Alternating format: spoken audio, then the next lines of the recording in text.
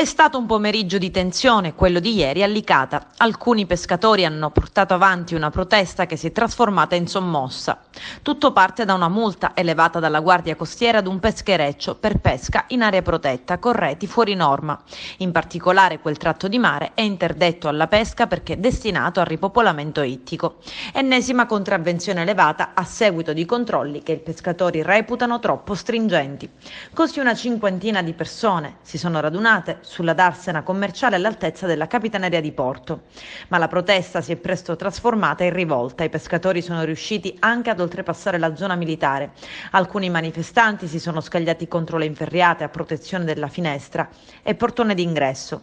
Nessun ferito e nessun arresto in flagranza di reato, perché è già stato difficile riportare la calma. Sono dovuti intervenire carabinieri, polizia e guardia di finanza, che hanno informato la procura.